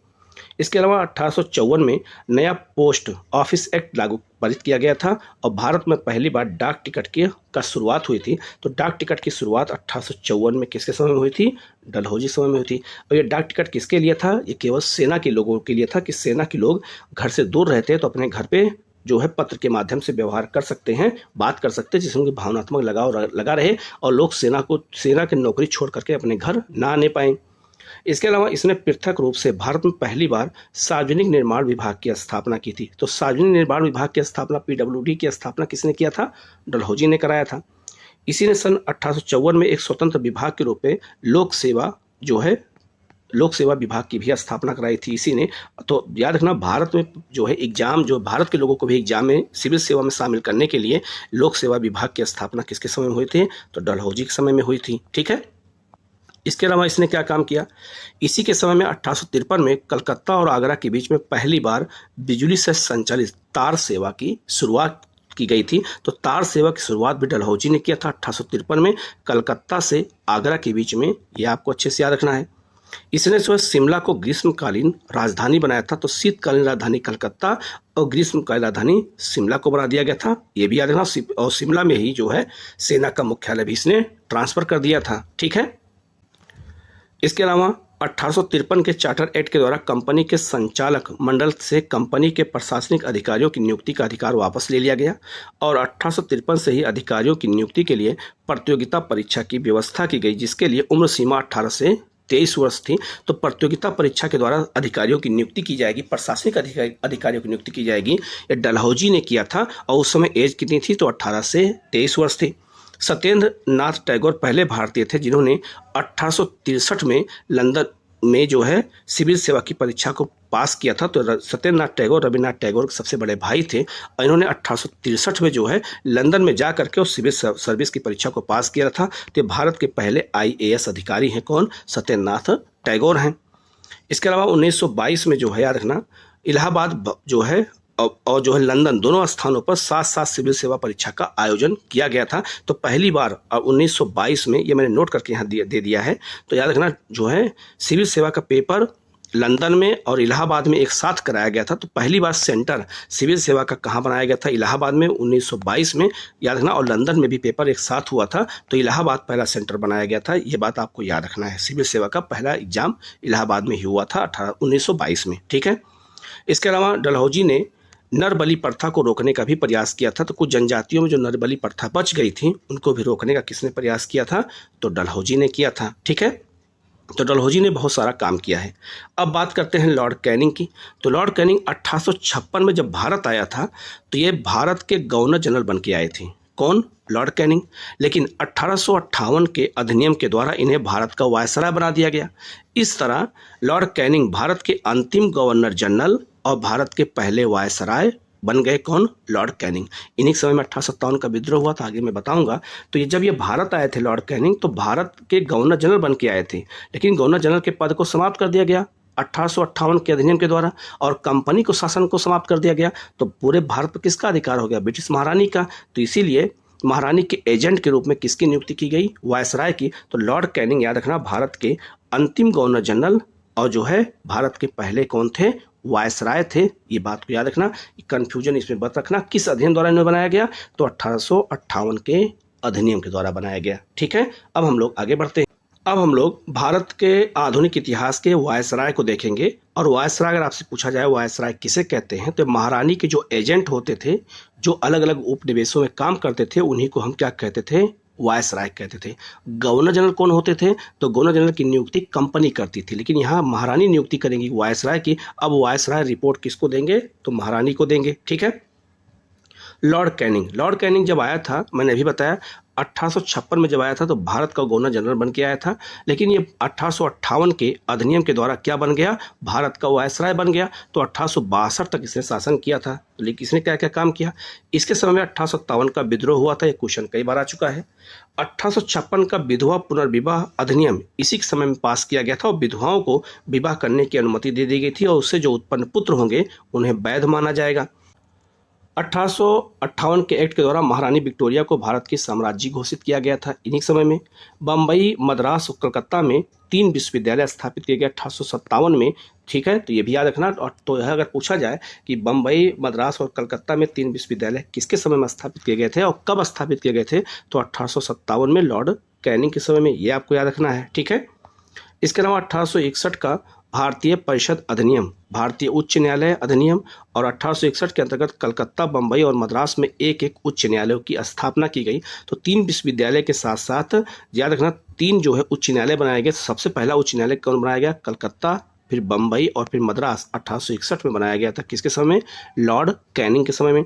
भारतीय दंड संहिता 1861 पास किया गया था, जिसमें आज बदलाव किया गया है। तो भारतीय दंड संहिता की स्थापना किसने की थी? तो ये भी किसके समय में किया गया था? तो याद रखना लॉर्ड कैनिंग के समय में। भारत के अंतिम गवर्नर जनरल तथा प्रथम वायसराय था ये, और विभागीय प्रणाली की शुरुआत इसी ने किया था। तो विभागीय प्रणाली को पोर्टफोलियो व्यवस्था कहते हैं। तो पोर्टफोलियो को चाहे विभागीय प्रणाली को हो, इसकी शुरुआत किसने किया था? लॉर्ड कैनिंग ने किया था। और विभागीय प्रणाली का मतलब ये होता है कि अलग अलग विभाग, जैसे कृषि विभाग, सिंचाई विभाग, पुलिस विभाग बनाया गया। तो ये विभाग की शुरुआत किसने किया था? तो लॉर्ड कैनिंग ने किया था। ठीक है। नेक्स्ट है आपका सर जॉन लॉरेंस, जो है 1863 से लेकर के 1869 तक ये जो है भारत के क्या थे? वायसराय थे। इन्होंने जो है प्रसिद्ध अहस्तक्षेप की नीति, रिंग फेंस की नीति अपनाई थी। तो रिंग फेंस की नीति इन्होंने भी अपनाई। इन्होंने कहा कि हम किसी भी भारतीय राज्य में राजा में जो हस्तक्षेप नहीं करेंगे। 1866 में उड़ीसा और जो है 1868 और 69 में राजपूताना और बुंदेलखंड में भयंकर अकाल पड़ा था। इन्हीं के समय में बड़ी मात्रा में रेलवे और नहरों का निर्माण कार्य प्रारंभ किया और यूरोप के साथ संचार व्यवस्था स्थापित की गई। तो यूरोप के साथ संचार व्यवस्था किसके समय में शुरू हुआ था? सर जॉन लॉरेंस के समय में हुआ था। तो ये बहुत महत्वपूर्ण है, इसको आप अच्छे से याद रखना। ठीक है। नेक्स्ट है आपका लॉर्ड मेयो। लॉर्ड मेयो 1869 से लेकर के 72 तक भारत के वायसराय थे। इनके समय में अजमेर में मेयो कॉलेज की स्थापना की गई थी। आपको याद रखना है कि मेयो कॉलेज की स्थापना लॉर्ड मेयो ने अजमेर में किया था। पंजाब में कूका विद्रोह हुआ था 1872 में, इन्हीं समय में, ये आपको याद रखना है। और इन्हीं समय में पहली बार 1872 में जनगणना कराई गई थी भारत में। तो पहली जनगणना इन्हीं समय हुई थी, लॉर्ड मेयो के समय में, याद रखना है। और इनकी जो है इन्हीं के कार्यकाल में ये अंडमान निकोबार गए थे। तो अंडमान निकोबार में एक शेर अली नामक अफगानी था, उसी ने जो है इनकी वह अंडमान निकोबार में क्या कर दी थी? हत्या कर दी थी। तो लॉर्ड मेयो की हत्या कहाँ की गई थी? अंडमान निकोबार में। ठीक है। इसके बाद आते हैं लॉर्ड नॉर्थ बुक आते हैं 1872 से लेकर के 1876 तक। बिहार में अकाल पड़ा था इन्हीं समय में। ये क्वेश्चन बीपीएससी में पूछा भी गया है। बिहार में अकाल कब पड़ा था, किसके समय में? तो लॉर्ड नॉर्थब्रुक के समय पड़ा था 1873 में। कूका आंदोलन जारी रहा और 50 कूका विद्रोहियों को तोप से उड़ा दिया गया था इनके समय में। 1875 में अलीगढ़ में सर सैयद अहमद खां द्वारा मोहम्मद एंग्लो ओरिएंटल स्कूल की स्थापना की गई थी। तो अलीगढ़ आंदोलन की शुरुआत किसने किया था? सर सैयद अहमद खान ने किया था 1875 में। किसके समय में? लॉर्ड नॉर्थब्रुक के समय में। इसके बाद आते हैं लॉर्ड लिटन। लॉर्ड लिटन का शासनकाल बहुत विवादों का रहा है। 1876 से लेकर के जो है 1880 तक इन्होंने भारत में वायसराय के रूप में काम किया। दक्कन में भीषण अकाल पड़ा था। कब? तो 1876-78 में। और इस अकाल में जो है 10 लाख से अधिक लोग जो है मारे गए थे। अकाल को जो है कंट्रोल करने के लिए इन्होंने एक आयोग बनाया था। तो याद रखना, उस आयोग का नाम क्या था? रिचर्ड स्ट्रेची आयोग बनाया था इन्होंने अकाल को जो है रोकने के लिए। कब बनाया था? तो 1878 में। ठीक है। तो 1878 में इन्होंने कौन सा आयोग बनाया था? तो याद रखना, उसका नाम है रिचर्ड स्ट्रेची आयोग है। ये आपको अच्छे से याद रखना है। इसके अलावा भारत में और बहुत सारे अकाल आयोग बने हैं। कौन कौन से? तो इनका आप ये लिस्ट देख लीजिएगा। इन अकाल आयोगों को आपको अच्छे से याद रखना है, यहाँ से भी क्वेश्चन एग्जाम में आपसे पूछा जाएगा। तो आप देख सकते हैं, पहला अकाल है कर्नल स्मिथ समिति बनाई गई थी, लॉर्ड कैनिंग के समय में अकाल आयोग था। जॉर्ज कैम्पबेल समिति बनाई गई थी जॉर्ज लॉरेंस के समय में। स्ट्रेची आयोग 1880 में बनाया गया था। 78 से 80 के बीच में इसने रिपोर्ट दिया था, लॉर्ड लिटन के समय में। लॉयल का आयोग बनाया गया था लॉर्ड एलिंगन द्वितीय के समय में, जो है 1897 में। और सर जो है एटनी मैकडोनल्ड आयोग बनाया गया था लॉर्ड कर्जन समय में 1900 में। तो ये सारे अकाल आयोग है, मैंने यहीं पे दे दिया है, आप इसको अच्छे से याद रख लेना। ठीक है। इसके अलावा इन्होंने दिल्ली में भव्य दरबार का आयोजन किया था। तो दिल्ली दरबार का आयोजन जो है इन्हीं समय में हुआ था और बहुत सारा पानी की तरह पैसा बहाया गया था इनके समय में। ठीक है। इन्हीं समय महारानी विक्टोरिया को कैसरे हिंद की उपाधि दी गई थी 1877 में। तो कैसरे हिंद की उपाधि महारानी विक्टोरिया को दी गई थी। प्रसिद्ध वर्नाक्युलर प्रेस एक्ट और इंडियन आर्म्स एक्ट लागू किया था इसने 1878 में। तो वर्नाक्युलर प्रेस एक्ट के द्वारा इसने भारतीय समाचार पत्रों पर क्या लगा दिया गया था? इसने प्रतिबंध लगा दिया था। ये आपको याद रखना है। ठीक है। और इसने भारतीयों को हथियार रखने पर भी क्या लगा दिया गया था? मतलब इसने प्रतिबंध लगा दिया था कि भारतीय हथियार नहीं रख सकते हैं। तो याद रखना, वर्नाक्युलर प्रेस एक्ट जो है, जो भारतीय समाचार पत्रों पर प्रतिबंध लगाया गया था, उसमें सबसे पहला प्रतिबंध किस पे लगाया गया था? तो सोम प्रकाश ईश्वरचंद विद्यासागर का समाचार पत्र था। इसके अलावा इसने जो है जो सिविल सेवा की परीक्षा थी उसमें भारतीयों की आयु सीमा को 21 से घटा करके 19 वर्ष कर दिया था इसी ने लॉर्ड लिटन के समय में। और द्वितीय आंग्ल अफगान युद्ध हुआ था 1878 से 80 के बीच में लॉर्ड लिटन के समय में। ठीक है। इसके बाद आता है लॉर्ड रिपन आता है 1880 से लेकर के 1884 के बीच में। तो लॉर्ड रिपन ने वो काम किया है जो लॉर्ड लिटन ने जो है उसको रोक दिया था, सारा उन्होंने काम उसी को किया। तो प्रथम फैक्ट्री अधिनियम आया था, एक्ट आया था 1881 में। तो पहला फैक्ट्री एक्ट अगर पूछा जाए किसके समय में आया था, तो 81 में आया था, लॉर्ड रिपन के समय में आया था। ठीक है। स्कूली शिक्षा हेतु हंटर आयोग की नियुक्ति किया था 1882 में। तो हंटर आयोग शिक्षा के लिए था और प्राथमिक शिक्षा में सुधार करने के लिए, बुनियादी शिक्षा में सुधार करने के लिए हंटर आयोग बनाया गया था लॉर्ड रिपन के समय में। ठीक है। इसके अलावा जो है प्रसिद्ध एल्बर्ट बिल विवाद इन्हीं समय हुआ था 1883 में, और इसी विवाद के कारण लॉर्ड रिपन को इस्तीफा देना पड़ा था। ये विवाद क्या था? इसमें विवाद ये था कि जो भारतीय जज होंगे, जितने भी भारतीय जज होंगे, अगर वो चाहें तो याद रखना इस बिल के तहत अंग्रेजों के मुकदमे भी सुनवाई कर सकते हैं और अंग्रेजों को सजा भी दे सकते हैं। तो इसी को लेकर विवाद हो गया और अंग्रेजों का कहना था कि हम भारतीयों से ऊपर हैं और भारतीय जज हमारे ऊपर निर्णय नहीं दे सकते हैं। इसीलिए बाद में लॉर्ड रिपन को इस्तीफा देकर के इंग्लैंड जाना पड़ा था।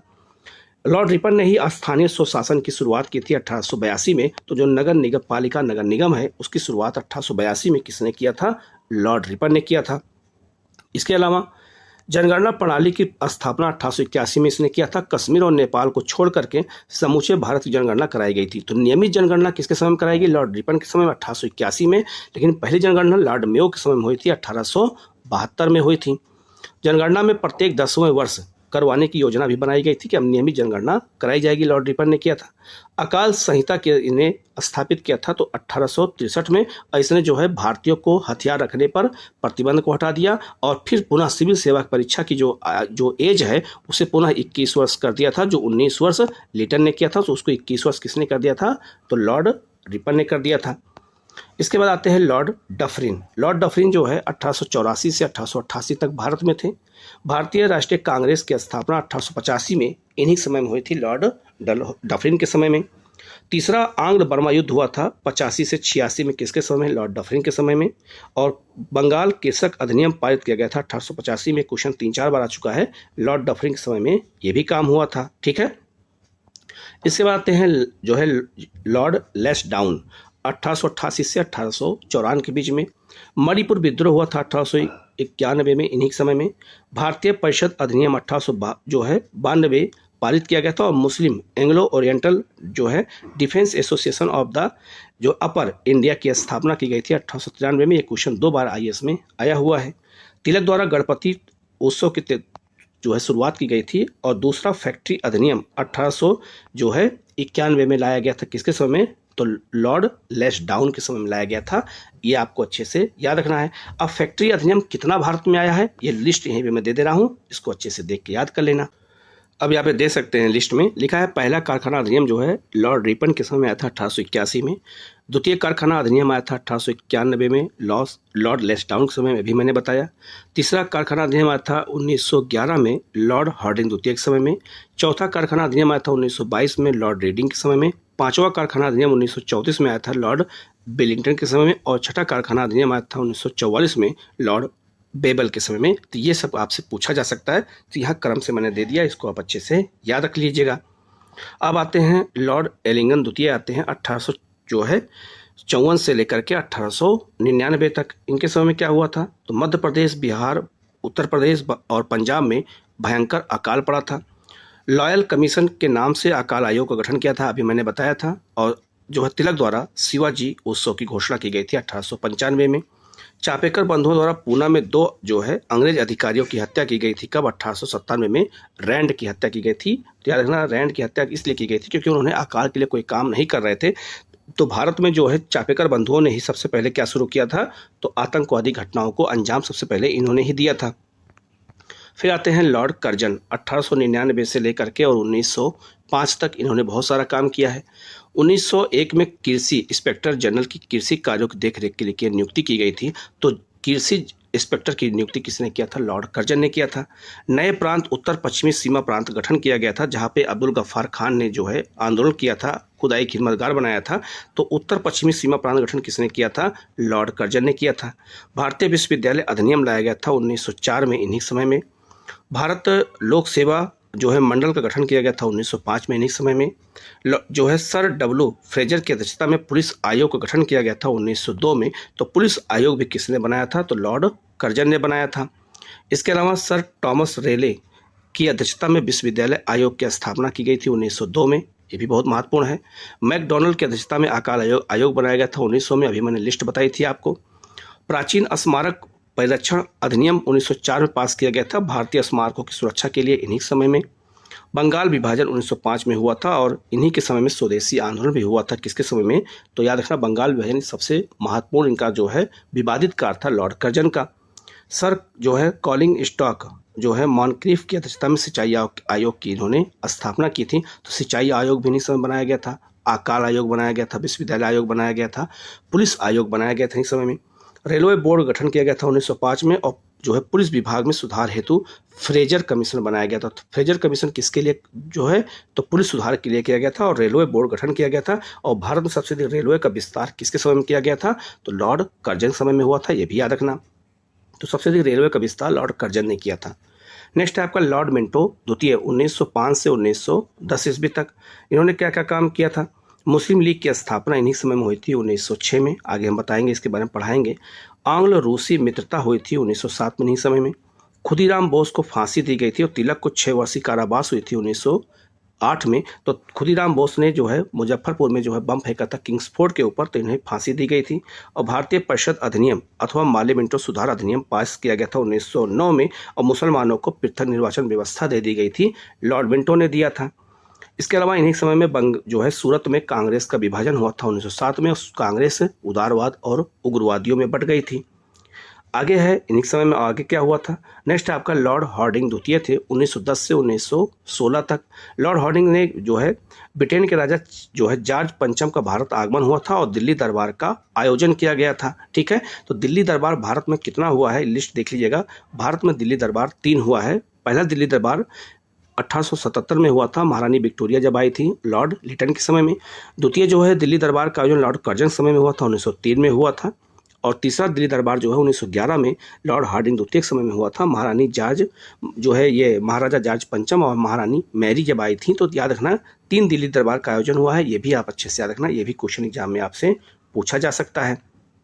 इसके अलावा लॉर्ड हार्डिंग समय में ही दिल्ली जो में बंगाल विभाजन को रद्द कर दिया और बंगाल याद रखना जो है बंगाल के महत्व को कम करने के लिए भारत की राजधानी कलकत्ता से दिल्ली को बना दी गई थी 1911 में। और 1 अप्रैल याद रखना 1 अप्रैल 1912 को जो है दिल्ली राजधानी बना दी गई भारत की। दिल्ली राजधानी कब बनी? 1912 में 1 अप्रैल को। तो आप अच्छे से याद रखना। तो मूर्ख दिवस के दिन राजधानी बना दी है भारत की, तब से हम लोगों को राजनीतिक पार्टियां मूर्ख बना रही हैं। नेक्स्ट आपको ऐसे ये याद करने का बताया हूँ तरीका, आप इसको अन्यथा मत लीजिएगा। मैंने याद करने का तरीका बताया कि 1 अप्रैल को दिल्ली राजधानी बनाई गई थी। नेक्स्ट आपका हार्डिंग के दिल्ली प्रवेश के समय उन पर बम फेंका गया था। तो बम किसने फेंका था? रासबिहारी घोष ने फेंका था। बाद में वो जापान चले गए थे। प्रथम विश्व युद्ध की शुरुआत हुई थी लॉर्ड हार्डिंग समय में 1914 में। गांधी जी दक्षिण अफ्रीका से भारत वापस लौट के आए थे लॉर्ड हार्डिंग द्वितीय समय में। और गोखले और फिरोज मेहता का देहांत हो गया था 1915 में। किसके समय में? तो लॉर्ड हार्डिंग द्वितीय समय में। इसके बाद आते हैं लॉर्ड चेम्सफोर्ड 1916 से लेकर के 1921 तक। तिलक और एनी बेसेंट द्वारा क्रमशः अप्रैल और सितंबर में होम रूल लीग की स्थापना 1916 में किसके समय की गई थी? लॉर्ड चेम्सफोर्ड के समय में की गई थी। बनारस हिंदू विश्वविद्यालय की स्थापना 1916 में की गई थी और उद्घाटन भी इन्होंने ही किया था। गांधी जी का चंपारण सत्याग्रह 1917 में हुआ था। किसके समय में? लॉर्ड चेम्सफोर्ड के समय में। ये सब आगे चीज़ें मैं बताऊँगा क्यों इनके समय क्या क्या घटना हुई, ये याद रखना है। भारतीयों को सेना में सम्राट का जो है कमीशन मिलने की अनुमति दी गई थी 1918 में कि जो है भारतीयों को सेना में जो है ये क्या कहते हैं कमीशन दिया जाएगा। इसके अलावा रोलेट एक्ट 1919 पास किया गया था इन्हीं समय में। भारतीय ट्रेड यूनियन कांग्रेस का प्रथम अधिवेशन भी हुआ था 1920 में इन्हीं समय में। अलीगढ़ मुस्लिम विश्वविद्यालय की स्थापना 1920 में की गई थी। गांधी जी द्वारा असहयोग आंदोलन की शुरुआत भी की गई थी लॉर्ड चेम्सफोर्ड के समय में, ये भी याद रखना 19 अगस्त 1920 में। और प्रथम महिला विश्वविद्यालय की स्थापना 1916 में की गई थी पूना में, डीके कार्बे ने किया था, वो भी इन्हीं समय में हुई थी लॉर्ड चेम्सफोर्ड के समय में। ठीक है, इसके अलावा जो है सर एसपी सिन्हा बिहार के पहले गवर्नर बनाए गए थे इन्हीं समय में। शिक्षा का सेडलर आयोग आया था 1917 में, इसे कलकत्ता विश्वविद्यालय आयोग कहते हैं। सेडलर आयोग जो है बहुत इंपॉर्टेंट है, शिक्षा के लिए जुड़ा हुआ था और ये उन्हीं समय में आया था। जलियांवाला बाग हत्याकांड भी इन्हीं समय में हुआ है 13 अप्रैल 1919 को। मॉन्टेग चेम्सफोर्ड सुधार भी 1919 में आया था। किसके समय? तो चेम्सफोर्ड के समय में आया था। ठीक है, तो ये सब घटनाएं उन्हीं समय में हुई थी। नेक्स्ट आपका लॉर्ड रीडिंग 1921 से लेकर के 1926 तक। प्रिंस ऑफ वेल्स का भारत आगमन हुआ था 1921 में। तो प्रिंस के राजा आए थे, जो है क्या कहते हैं, वेल्स के राजा आए थे, भारत में आए थे, तो उन्हें कहते हैं प्रिंस ऑफ वेल्स कहते हैं। 1921 में लॉर्ड रीडिंग के समय में भारत आए थे।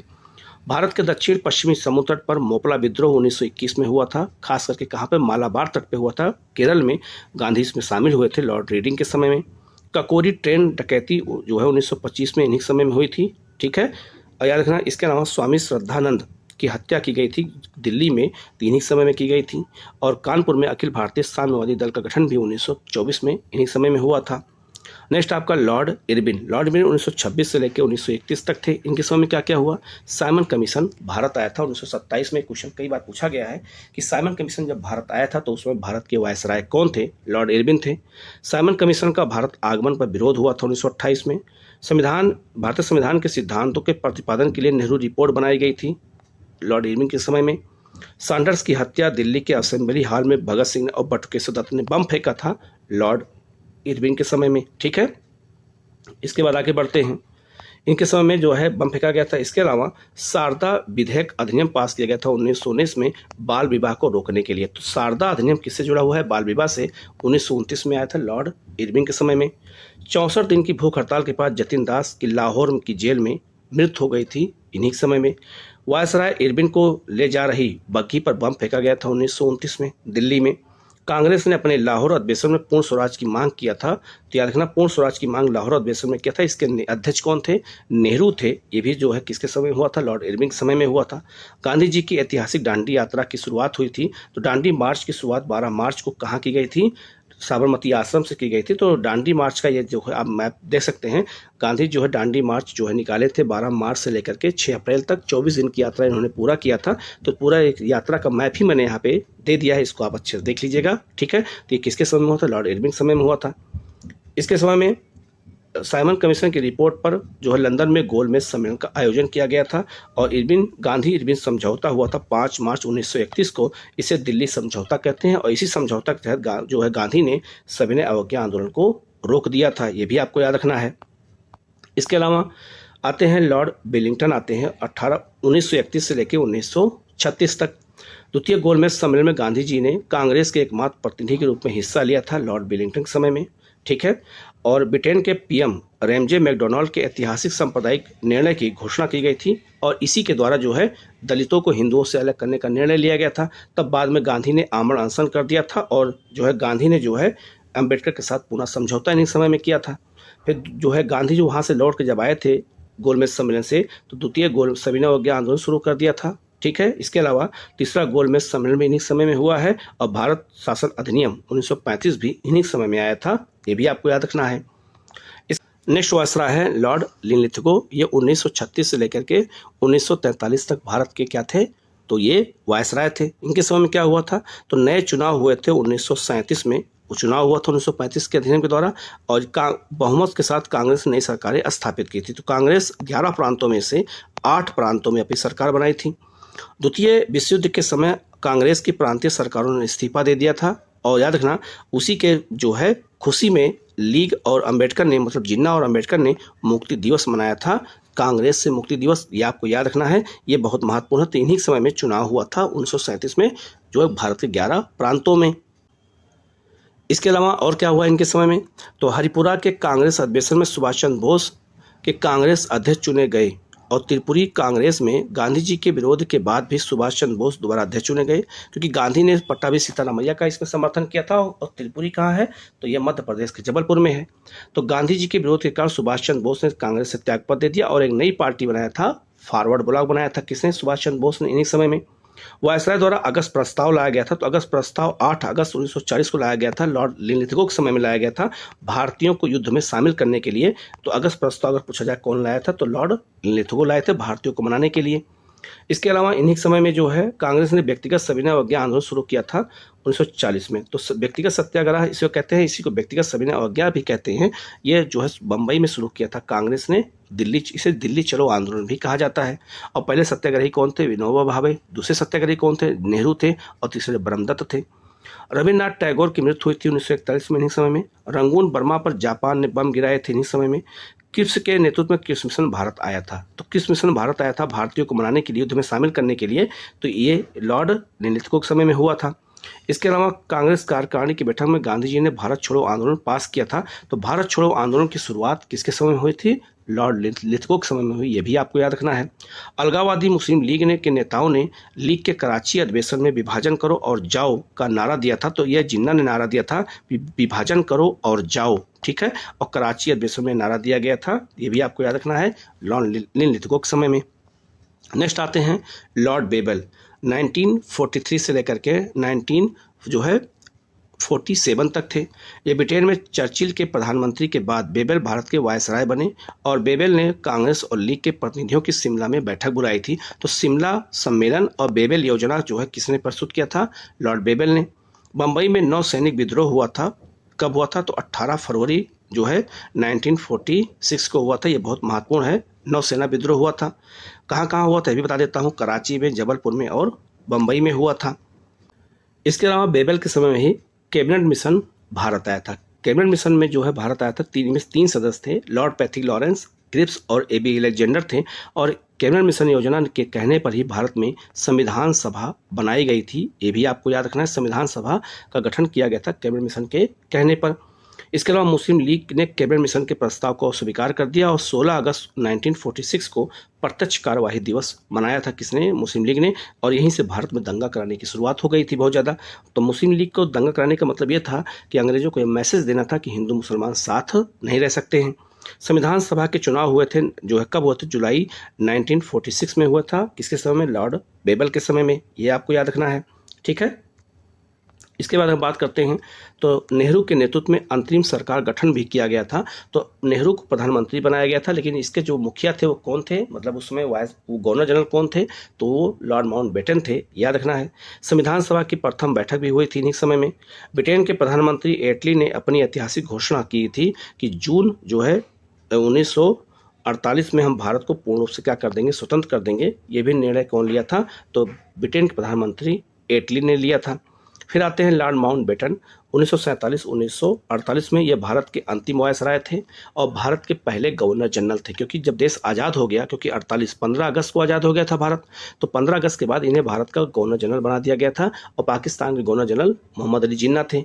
तो लॉर्ड माउंटबेटन भारत के जो है स्वतंत्र भारत के होने की बात की उन्होंने किया था। और जो है जिन्होंने जो है 3 जून, मतलब इसे 3 जून योजना कहते हैं, के द्वारा वायसराय ने भारत के विभाजन की घोषणा की थी। तो याद रखना माउंटबेटन योजना को 3 जून योजना भी कहते हैं। इसी के द्वारा भारत को आज़ादी और भारत का विभाजन दोनों किया गया था। इसके अलावा प्रधानमंत्री एटली द्वारा ब्रिटेन के हाउस ऑफ कॉमन्स में भारत की स्वतंत्रता विधेयक प्रस्तुत किया था। कब? 4 जुलाई 1947 को। और भारत स्वतंत्र हुआ 15 अगस्त 1947 को। तो जब भारत स्वतंत्र हो गया तो इन्हीं को जो है वायसराय का पद खत्म हो गया, तो इन्हें भारत का गवर्नर जनरल बना दिया गया। तो यहाँ लिखा है लॉर्ड माउंटबेटन भारत के पहले और अंतिम अंग्रेज गवर्नर जनरल थे। तो ये भारत के पहले भी थे और अंतिम थे। और ये कब तक थे भारत में? तो 30 जून 1948 तक भारत में थे। कौन? तो याद रखना लॉर्ड माउंटबेटन थे।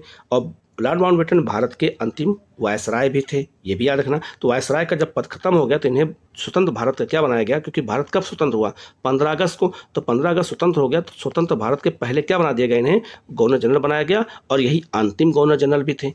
अब इनको जब ये 30 जून 1948 को चले गए तो इनके स्थान पर किसको बनाया गया गवर्नर जनरल? सी राजगोपालाचारी को। तो सी राजगोपालाचारी स्वतंत्र भारत के पहले और अंतिम गवर्नर जनरल बने थे। कौन? सी राजगोपालाचारी। क्योंकि भारत स्वतंत्र हो गया तो स्वतंत्र भारत के लिए भारतीय गवर्नर जनरल हैं। ये भी याद रखना, भारतीय गवर्नर जनरल बनाया गया सी राजगोपालाचारी को। और ये 1950 तक थे। और 24 जो है जनवरी को, याद रखना 24 जनवरी को जो है भारत का राष्ट्रपति किसको बना दिया गया? डॉक्टर राजेंद्र प्रसाद को। और यहीं से गवर्नर जनरल का पद हमेशा के लिए समाप्त हो गया। तो मैंने जो है इस पूरे वीडियो में मैंने बता दिया है भारत के कौन कौन गवर्नर जनरल थे, कौन वायसराय थे, कौन जो है आपका बंगाल के गवर्नर जनरल थे, कौन बंगाल के गवर्नर थे। मैंने पूरा बता दिया है यहाँ पे, एक ही वीडियो में बता दिया है। तो आप वीडियो को पूरा देखिएगा। कहीं कोई डाउट हो तो आप कमेंट करके पूछ सकते हैं। आपको वीडियो कैसा लगा आप कमेंट करके जरूर बताइएगा। Okay, thank you.